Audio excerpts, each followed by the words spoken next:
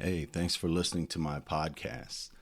To best enjoy this series, you should start from episode 1 and go on over to brandonheld.com and check out everything my site has to offer. I have the podcast, I have the blog, I offer life coaching, and I even have a little life coaching course if you don't want to talk to me one on one, just to help yourself get started. So start with episode 1, go to brandonheld.com. Thanks for listening. Welcome back to Brandon Held. Life is Crazy. This is episode 20. We are reaching the end of my outlined podcast, and I will be trying to come up with some other ideas for future episodes. I've currently started my website, brandonheld.com, and I was able to start uploading some of my podcasts. I'm going to do it incrementally. I don't want to do it too quickly because, the cadence I want to have is 2 times a week, ideally. Frankly, I just need more ideas for episodes to be able to keep up with that cadence. I'm really creative for some weird reason at night, laying in bed, or when I wake up in the middle of the night and my brain's going wild. But then I don't write stuff down and I forget. I know I've had ideas for future episodes. I know I've had thoughts that have crossed my mind on good topics to discuss or cover, and I've already forgot them. I forget them within minutes, because that is one thing that goes with you when you get older, and that is your memory. Not that my memory was ever great, because it certainly was never great. I definitely had strong points, in my 20s. My memory was pretty good. And, I was very good at remembering things that were important to me. But I've never had a really great rote memorization skills, just when I need to get in and test for school. Like, it didn't behoove me to study, days and weeks in advance, because I just didn't retain that memory. I was someone who always had to crash study, not because I'm a procrastinator. I'm quite the opposite of a procrastinator. I like to get things done and get them over with. And when they're looming over my head and they need to be done, it's almost like this, anvil that's sitting on my shoulder, weighing me down. And so I prefer to get things done right away whenever possible. And I couldn't do that when preparing for tests. I had to do the kind of last minute, night before, cramming and studying, and then the next day cramming and studying, and try to jam all this stuff in my memory so I could recall it quickly, because my long-term rote memorization skills just sucked. Maybe I was studying wrong. There's someone who probably knows much more about remembering things than I do, which I have looked into, different ways to remember things, would probably know what I would need to do differently to have a better memory in those regards. That's why I really struggled with, say, Spanish, because you have to memorize the words. How are you going to speak in Spanish if you can't memorize words? So that was an issue for me, and it was definitely something that I had to do, and I just couldn't. I couldn't remember all the different words in Spanish, so therefore I couldn't speak Spanish very well. Anyway, went off on a tangent there, but maybe you're someone that has memory issues and you're someone who doesn't understand, or maybe you think you're all alone. You're definitely not. We all have different ways of learning. I'm definitely an audio visual type of learner. The perfect scenario for me is a video, right? It hits two parts. It hits what I can see and what I can hear. The worst way for me to learn, the absolute worst, is reading. I can't stay focused. I can't concentrate. And, I'll get through 3 pages and my brain will be somewhere else. My eyes will have read the words and I will be turning the pages. And then I'll realize, oh man, I just haven't retained anything that I just read, and I'll have to go back and read again. So that's why a little bit why the way education works bothers me, and it definitely needs to be updated and reformed to match all the different learning styles and learning types. Just because not everyone can read a book and learn from that book and turn that knowledge into memory and knowledge, and be able to repeat that back on a test, doesn't mean they're not completely capable of being intelligent in other ways and being a high contributor to some type of career or society. It's just, Tom Cruise dropped out of high school. So what's Tom Cruise worth? Probably $500 million if I had to guess, maybe more. And he dropped out of high school. I know that's a 1 in a billion story, but it's still a point. There are plenty of people that are not highly quote unquote educated by school who have done well in life. Unfortunately for me, I needed that education to open doors for me. And then I just needed my own work ethic and ability to apply myself to keep those doors open or open new doors along with that experience.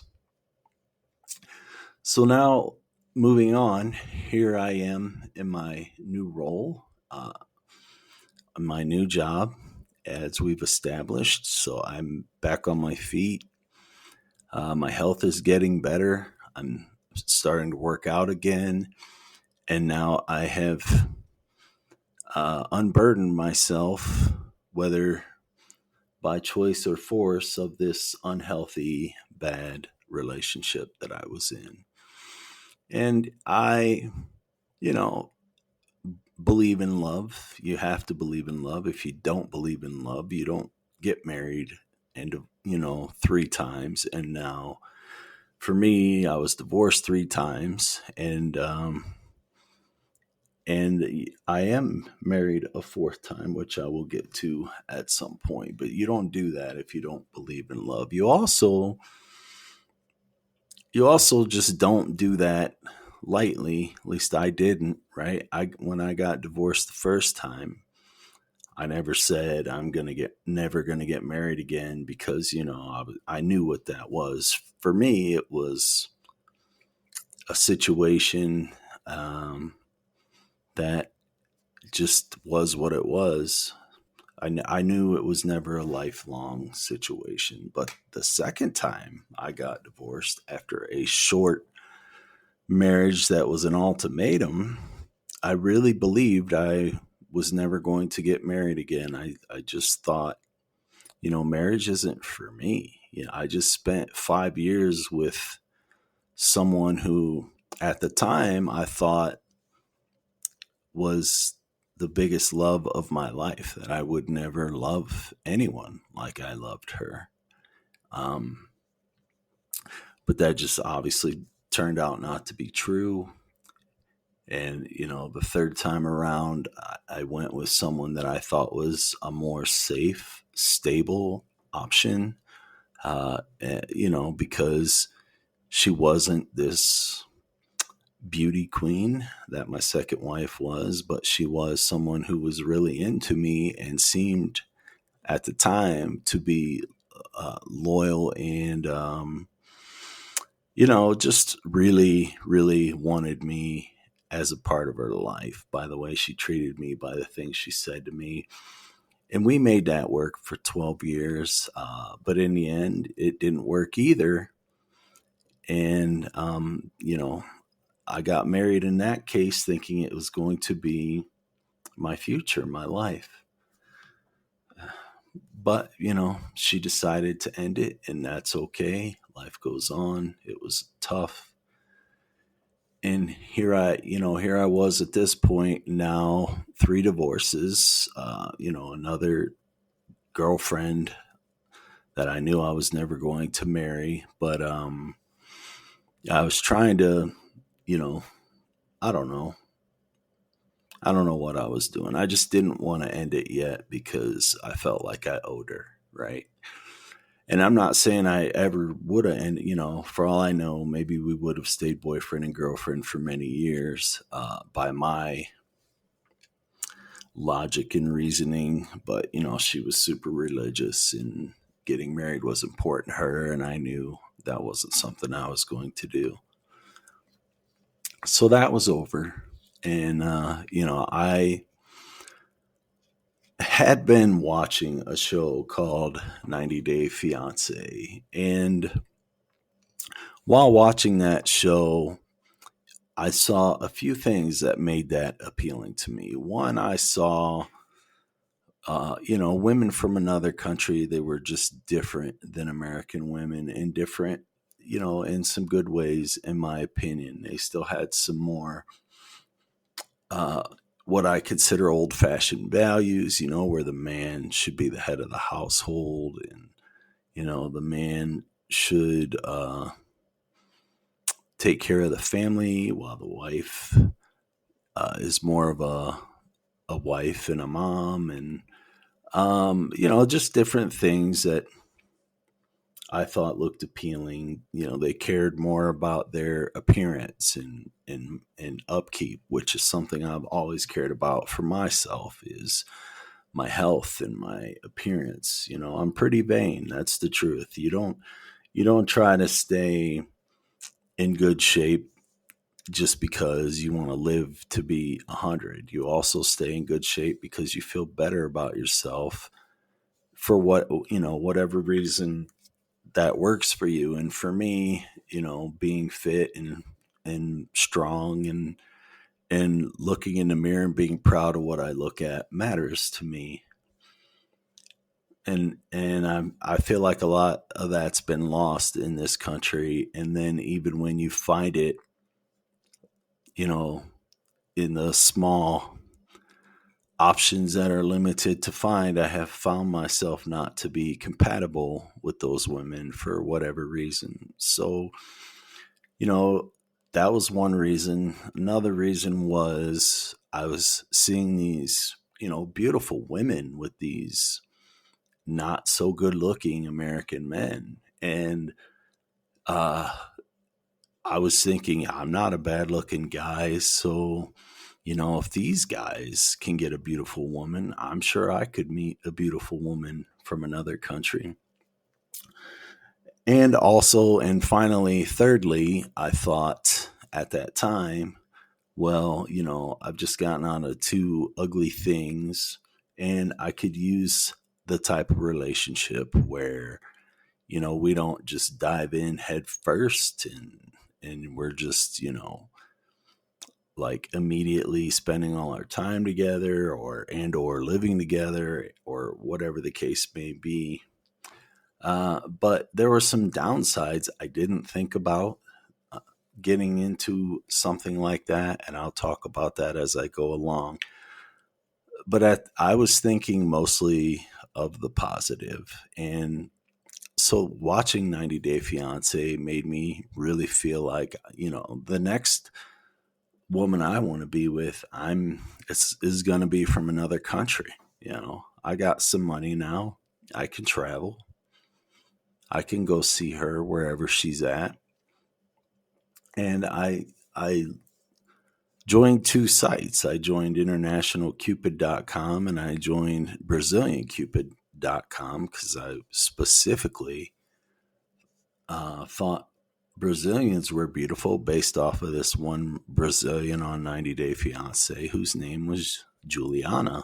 And she was with a guy named David. And he was like 50 something. And she was this young 22-year-old model. And she was beautiful. And I thought, well, Brazilian women are beautiful. There's a lot of famous, beautiful Brazilian women. So I specifically wanted to look for a Brazilian, but I also looked across the world. And so initially I was talking to women from everywhere, literally everywhere. Russia, Ukraine, China, Philippines, Japan, Africa. I wasn't really talking to women in Africa, but a lot of women in Africa were trying to get my attention, but I just never really found anyone that did it for me in Africa. There was even Canada and UK. It was just all over. There was Colombia. And then, of course, on BrazilianCupid.com, there were Brazilians. So I was on the sites and, I was trying to connect with people, talking to women specifically and make a connection. And it was just really hard to do for, one reason or another. Maybe they didn't speak English and we were using a translator app to try to translate our conversations, which is awkward because translator apps are not completely accurate. And it's hard to maintain a flow. Maybe some of them were catfish spammers, trying to catfish you or scam you out of some money. Which is why if you ever do something like this, don't just send people money. That's a huge mistake because there are a lot of scammers out there trying to do that. But I have enough common sense to know if I couldn't get on a video call with someone and talk to them face to face and get a feel for who they really were on a video call, then most likely they were a scammer or a catfish on the other side. And I did encounter some of those. And so anyway, the first girl that I somewhat connected with was a Colombian girl named Juliana from Colombia. And, we were talking and, she was fun to talk to and, and she was attractive and fit and all that. And we had video calls. So I knew that she was real. I knew that she was who she said she was.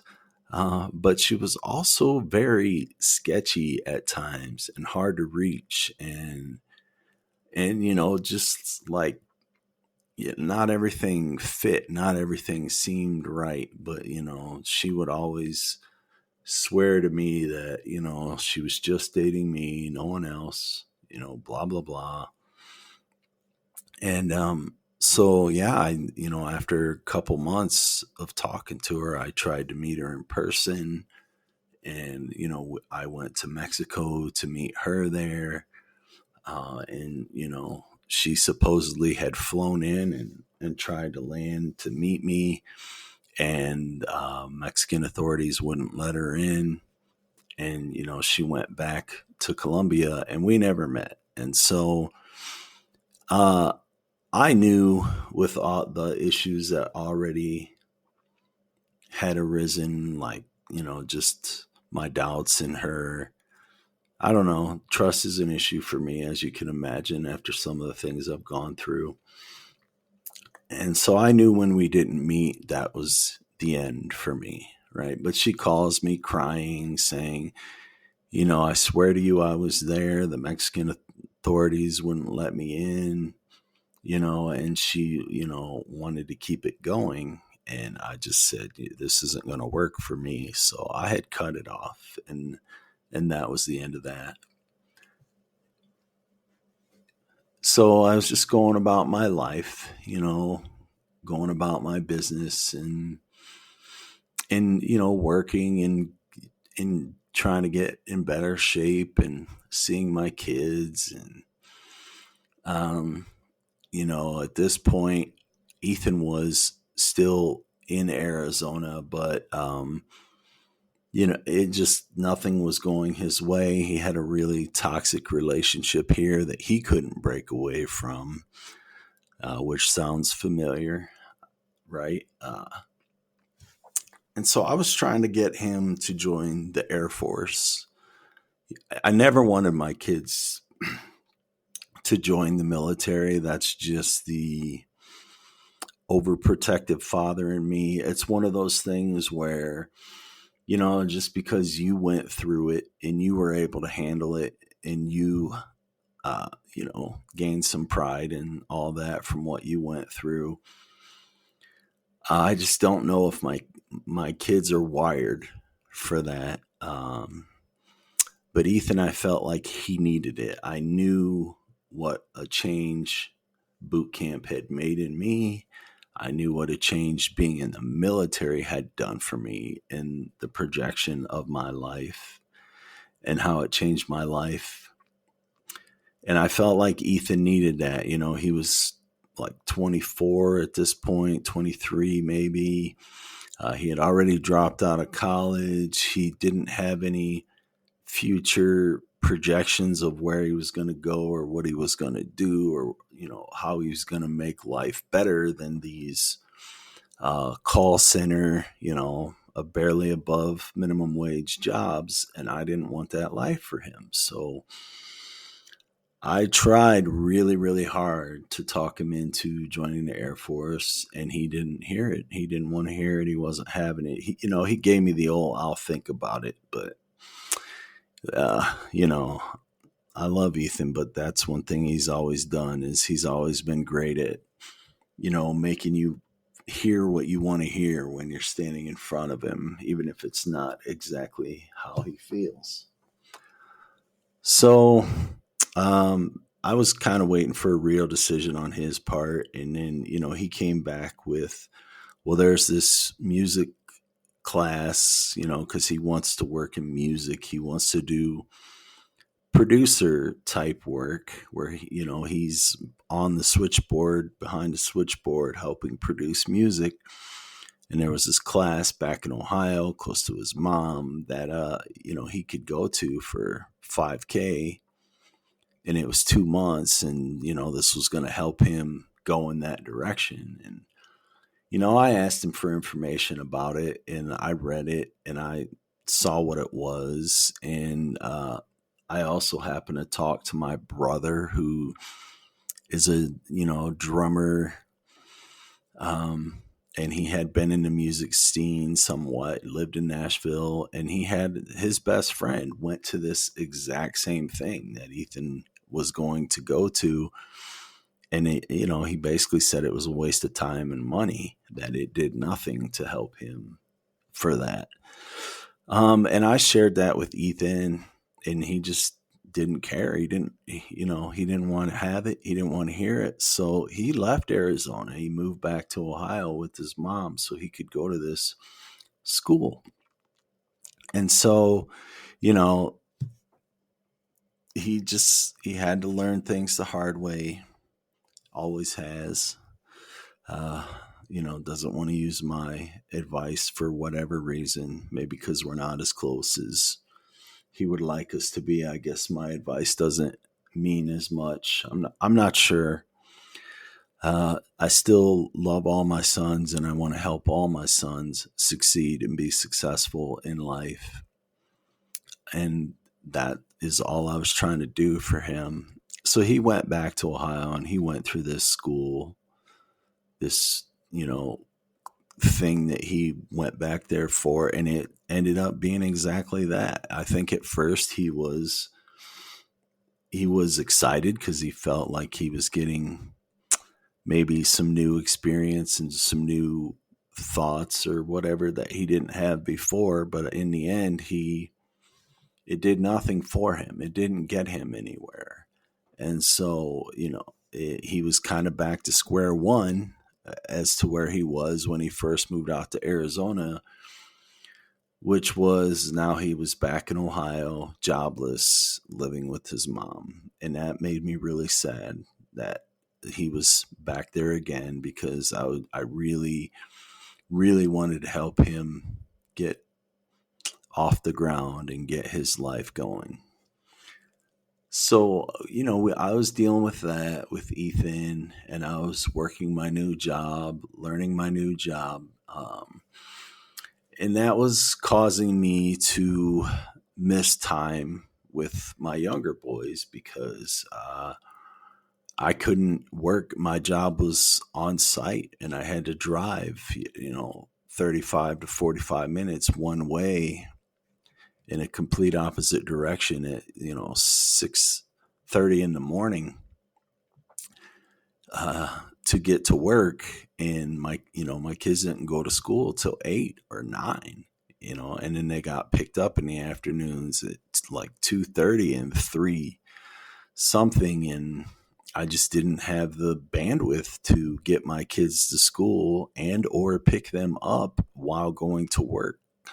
So it was cutting into my time with my sons, and that was affecting, my mental health. So I was looking for something and someone to, connect with and help me feel better, just about what I'm going through in life. And having a life partner is huge. So um that's what they're there for, right? You're there to help them when they're down. They're there to help you when you're down, and you just go through life assisting each other, loving each other, helping each other when you need it, just helping each other just because, two heads are better than one, all those things. So I was still on the apps trying to find that. And, I finally did connect with someone. There was someone on BrazilianCupid.com, and I read her profile, and she was intelligent. She could speak English, and she was currently studying for the bar exams in Brazil to become a lawyer. She had graduated law school, and now she wanted to become a lawyer. And so I messaged her, and I thought, it went into a black hole for a little bit because she didn't respond to me for a couple days. So I just thought maybe she wasn't interested. But, I learned later that she just didn't get on there anymore. She had kind of given up. She started focusing on, her potential law career, and just didn't think anything was ever going to come of the BrazilianCupid.com. But she did get back to me, and then we started talking, and right away it was, pretty great. I could tell she was intelligent. She had a